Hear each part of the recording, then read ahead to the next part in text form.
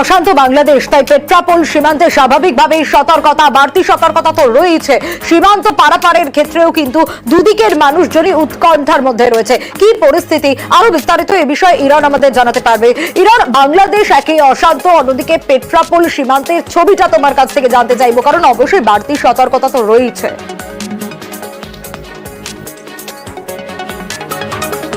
একদমই দেখো, গতকাল যখন বাংলাদেশের সরকার পড়ে যায় এবং শেখ হাসিনা বাংলাদেশ থেকে রীতিমতো পালিয়ে চলে আসতে হয় ভারতে, তার পরবর্তী সময় থেকে কিন্তু যে পণ্য পরিবহন পেট্রাপোল সীমান্ত, যেটা অন্যতম বড় সীমান্ত যেখান থেকে ভারত বাংলাদেশের আমদানি রপ্তানি হয়, সেটা সম্পূর্ণ বন্ধ হয়ে গেছে অনির্দিষ্টকালের জন্য। যে লরিগুলো ইতিমধ্যেই বাংলাদেশে পৌঁছে গেছিল সেগুলোকে একে একে ফেরত আনা হচ্ছে।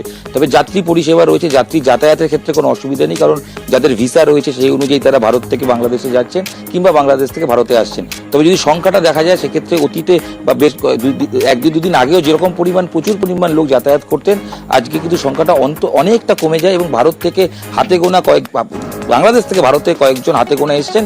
বরঞ্চ কলকাতায় থাকা অনেক বাংলাদেশি তারা কিন্তু ইতিমধ্যে চিকিৎসার জন্য এসেছিলেন, ব্যবসার জন্য এসেছিলেন, তারা কিন্তু ফিরে যান। ইতিমধ্যেই আজকে আমরা দেখেছি সকালবেলা এখানে বিএসএফ এর ডিজি তিনি দলজিৎ সিং চৌধুরী তিনি আসেন, তিনি উচ্চ পর্যায়ে বৈঠক করেন এবং বৈঠকের পর কিন্তু সীমান্ত এরিয়া তিনি দেখতে যান। অনেকটা জায়গা রয়েছে বনগাঁর আশেপাশে যেখানে ফেন্সিং নেই, সেই জায়গাগুলোতে কি হবে, অনুপ্রবেশ যাতে না হয় কোনোভাবে এবং কোনোভাবে যাতে কেউ পালিয়ে ঢুকে না পড়তে পারে, চোরাচালান যাতে না হয়, এই সংক্রান্ত সমস্ত বিষয়ে তাদের বৈঠক হয় এবং বর্তমান বাংলাদেশ পরিস্থিতি নিয়েও আলোচনা হয় এবং তারপরে সিদ্ধান্ত হয়েছে যে আরও কঠোর নিরাপত্তা ব্যবস্থা করা হবে এই বাংলাদেশের যে বর্ডার এরিয়া রয়েছে ভারত বাংলাদেশ, এই বনগাঁ চত্বরে, এবং তাদের যে বিএসএফের যে টহলদারি আরও বাড়বে, নজরদারি বাড়বে এবং সেক্ষেত্রে যাদের ফোর্স যে পরিমাণ রয়েছে প্রয়োজনে আরও ফোর্স আসতে পারে। তবে সব মিলিয়ে বিএসএফ তারা তৈরি এই সীমান্ত রক্ষার ক্ষেত্রে এবং তাদের যারা ভিসা রয়েছে সেক্ষেত্রে যারা ভিসা নিয়ে যাতায়াত করছেন সেই পরিষেবা কিন্তু চলছে। পাশাপাশি এই সীমান্ত বন্ধের কারণে এই আশপাশে ভারতের এই দিক থেকে বনগাঁর দিকে অনেক দোকানপাট রয়েছে, যারা ব্যবসা করে খান এই মানুষের যাতায়াতকে কেন্দ্র করে টাকা ভাঙিয়ে কিংবা ওখান থেকে মানুষ আসলে তাদেরকে চিকিৎসার জন্য নিয়ে যাওয়া, তারাও কিন্তু বেকায়দায় পড়েছেন আচমকা এরকম বন্ধ হয়ে যাওয়ার কারণে।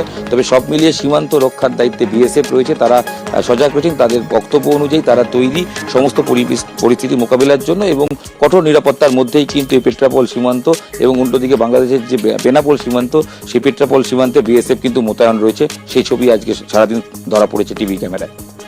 বেশ, ইরান, একেবারে সীমান্তের ছবিটা আমরা জানলাম। সীমান্তের পারাপারে দুদিকের মানুষজনেরই উৎকণ্ঠা রয়েছে। বেশ,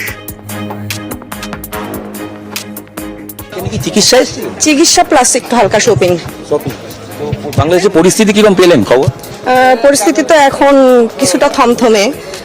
থাকেন আপনি? আমি ঢাকায়। শান্তি যেই আসুক, শান্তি হোক। পরে যদি আবার কোনো ঝামেলা ঝঞ্ঝাট হয়, ওই জন্যই বাড়িওয়ালারা ঋণ দিচ্ছে যে দেশের অবস্থা খুব ভালো না, চলে আসো, তাই যাচ্ছি। ছুটিপুর থাকি, বাংলাদেশ। হ্যাঁ, চিকিৎসা দিয়ে গেলাম। হ্যাঁ, ফিরে যাচ্ছি। ওই বাড়িতেই মোবাইল কাজ, বাড়ি চলে আসো, থাকতে পারছে না কেউ, পুরুষ ছেলে নেই তো বাড়িতে কেউ, ছেলেরা বাইরে থাকে, ছেলেরা, আমি একলা বাড়ি। হ্যাঁ, বাড়িতে একটু টেনশন করছে ছেলে। হ্যাঁ হ্যাঁ, চিকিৎসা, হ্যাঁ, ওষুধ নিয়ে আসছে কিছু। হ্যাঁ, যদি সুস্থ হয় আর আসবো। পেট্রাপোল সীমান্তের ছবিটা তো দেখলেন, এবার দেখাবো শিলিগুড়ি লাগোয়া ভারত বাংলাদেশ সীমান্ত। সেখানেও কিন্তু কি ছবি ধরা পড়ছে। ফুলবাড়ি সীমান্তে বিএসএফ এর কড়া নজরদারি এবং সীমান্তে পণ্য এপারে সারি দিয়ে দিয়ে দাঁড়িয়ে রয়েছে লরি। কি অবস্থা, বাংলাদেশের পরিস্থিতি নিয়ে সতর্ক ভারত, ছবিটাও আপনাদের দেখাচ্ছি। ফুলবাড়ি সীমান্ত, শিলিগুড়ি লাগোয়া ভারত বাংলাদেশ সীমান্ত, সেখানেও কিন্তু কড়া নজরদারি বিএসএফ এর তরফ থেকে। বাড়তি সতর্কতা তো রয়েছে, বন্ধ রয়েছে পণ্য পরিবহন। আরো বিস্তারিত এই মুহূর্তের ছবিটা আমাদের পার্থ জানাবে। পার্থ, কি অবস্থা শিলিগুড়ি লাগোয়া ভারত বাংলাদেশ সীমান্তে? বাড়তি সতর্কতা, বাড়তি নজরদারি তো রয়েছে, এখন কি অবস্থা? একেবারে তাই, দেখো আটশত করা হচ্ছে কিন্তু নিরাপত্তা ব্যবস্থা এই ভারত বাংলাদেশ সীমান্ত এই ফুলবাড়িতে, কেন ওপারেই রয়েছে বাংলাদেশে এবং স্বাভাবিকভাবেই যথেষ্ট উৎকণ্ঠা রয়েছে কিন্তু এপারের বাসিন্দারাও। এবং নিরাপত্তা ব্যবস্থা যথেষ্ট জোরদার করেছে, কয়েক গুণ গতকাল থেকেও কিন্তু কয়েক গুণ বাড়িয়ে দেওয়া হয়েছে। ইতিমধ্যেই নাইট পেট্রোলিং কিছুক্ষণ আগেই কিন্তু নাইট পেট্রোলিংয়ে বেরিয়ে গেছে বিএসএফ জওয়ানেরা। এখনও কিন্তু একেবারে সীমান্তের যেখানে গেট রয়েছে তার অনেকটা আগে একটু ব্যারিকেড করা হয়েছে, সেখানেও যেমন পাহারা রয়েছে তেমনি ভেতরেও কিন্তু প্রচুর বিএসএফ জওয়ানরা রয়েছে। সব মিলিয়ে যেমন একদিকে উৎকণ্ঠা রয়েছে, তাদেরকে যেমন সাহস যোগাচ্ছে এই বিএসএফ জওয়ানরা, আর ঠিক আমার ডান পাশে যে কাঁটাতারের বেড়া রয়েছে সেখানেও কিন্তু এই যে নাইট পেট্রোলিং কিছুক্ষণ আগেই শুরু করেছে। আর তুমি যে কথা বলছিলে, পণ্য পরিবহন একেবারেই বন্ধ রয়েছে বেশ কয়েকদিন ধরে বাংলাদেশে এই অস্থিরতা পরিস্থিতি তৈরি হওয়ার পর থেকে।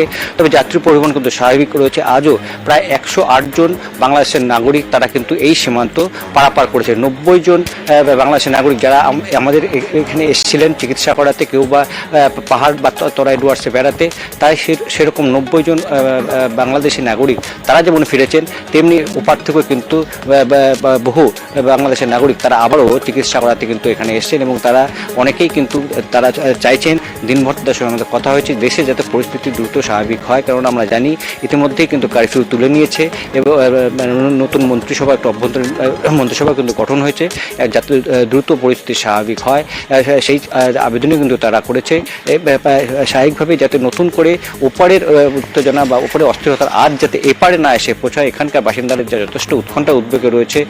আমাদের এই রাজ্যের প্রায় প্রতিটি সীমান্ত এলাকায় একই ছবি, সেই সব বাসিন্দাদের কিন্তু সাহস যোগাচ্ছে এই কর্তব্যরত বিএসএফ জওয়ানরা। আর সেই মতোই কয়েক গুণ যেমন জওয়ানের সংখ্যা যেমন কয়েক গুণ বাড়ানো হয়েছে, নিরাপত্তা বেষ্টনীতে একেবারে মুড়িয়ে ফেলা হয়েছে কিন্তু এই ভারত বাংলাদেশ সীমান্ত ফুলবাড়ি। এবং আগামীকাল কী পরিস্থিতি হয় সেদিকে অবশ্যই নজর থাকবে। দিনভর বিএসএফের নর্থ বেঙ্গল রেঞ্জের বহু আধিকারিক তারা কিন্তু এখানে এসছেন, এখানকার কমান্ডেন্টের সঙ্গে কথা বলছেন এবং এখানকার নিরাপত্তা অবস্থা কিন্তু তারা খতিয়ে দেখছেন যে কী অবস্থা দাঁড়িয়েছে এবং আগামী দিনে যাতে আরও যদি প্রয়োজন হয় সেক্ষেত্রে কিন্তু যে জওয়ানের সংখ্যা আরও কয়েক গুণ বাড়ানো হবে। সব মিলিয়ে একেবারে থমথমে রয়েছে, যেহেতু পণ্য পরিবহন একেবারে বন্ধ, তবে যাত্রী পরিবহন স্বাভাবিক রয়েছে এবং আগামীকালও হয়তো সকাল 10টার থেকে সেই যাত্রী পরিবহন শুরু হবে। তবে আগামীকাল তুমি যেমনটা বলছিলে যে যাতায়াতের ক্ষেত্রে যাত্রীরা যাতায়াত করতে পারবে না হয়তো আগামীকাল সকাল থেকে, কিন্তু এই যে পণ্য পরিবহন বন্ধ, এটা কবে থেকে চালু হবে কিছু কি জানা যাচ্ছে? কোনো রকম কি কোনো আভাস পাওয়া যাচ্ছে?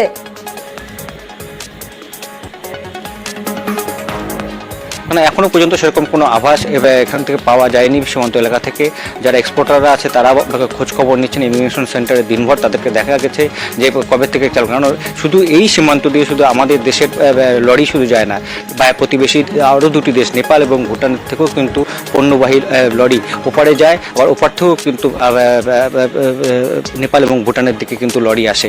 সব মিলিয়ে মানে সারি সারি লরি দাঁড়িয়ে আছে। কেননা বাংলাদেশে অস্থিরতা পরিস্থিতি তৈরি হওয়ার পর থেকেই কিন্তু এই পণ্য পরিবহন ফুলবাড়ি সীমান্ত দিয়ে বন্ধ রয়েছে এবং গত রোববার থেকে আবারও যাত্রী পরিবহন রোববার থেকে যাত্রী পরিবহন চালু হলেও পণ্য পরিবহন কবে থেকে চালু হবে তা নিয়ে কিন্তু উদ্বেগ রয়েছে এবং যারা এক্সপোর্টাররা তারা কিন্তু চাইছে যাতে অন্য সীমান্ত থেকে বেশ কয়েকটি সীমান্ত দিয়ে কিন্তু পণ্য পরিবহন চালু হয়েছে, তেমনটা যাতে এই ফুলবাড়ি সীমান্ত দিয়েও দ্রুত চালু করা যায় সেই দাবিও কিন্তু তারা তুলেছে। বেশ পার্থ, অবশ্যই নজর থাকবে। এখানে ভারতে কি জন্য এসেছিলেন? চিকিৎসা বাবুর জন্য, আমার বাচ্চার জন্য। আজকে ফিরে আজকে উঠে যাচ্ছে, এখন শিথিল করা আসছে ভালোই, এই জন্য আমরা বাইরে হয়েছি দাদা। এটা আমাদের দেশের জন্য দুঃখজনক ক্ষতি, অনেক নষ্ট। এই সম্পদ পূরণ করতে গেলে অনেক বছর লাগবে।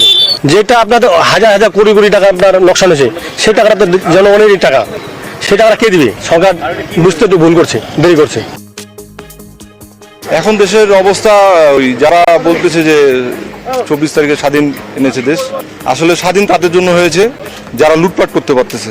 আমার পরিবার তাদের পাসপোর্ট ভিসা না থাকার কারণে সেপে রাখে আসছি, জানি না কতক্ষণ নিরাপদ থাকবে। গোটা বাংলাদেশের লোকই আতঙ্কিত এবং আওয়ামী লীগ নেতা তো পরে কথা, যারা সমর্থক তারাও নিরাপদে না, পেলেই মারতেছে। আওয়ামী লীগ সমর্থক, আওয়ামী লীগ নেতা শুনলেই মারতেছে। এত শক্তি পেল কোত্থেকে? আমার এই ধরনের পরিস্থিতি জীবনে প্রথম। প্রকৃত ছাত্র তো যারা, তারা তো এই ধরনের কাজ করতো না দাদা। এরা তো অবশ্যই জামাত শিবিরের লোকজন। আমরা সাধারণ মানুষ, সাধারণভাবে চলতে চাই, এটাই আমাদের চাওয়া।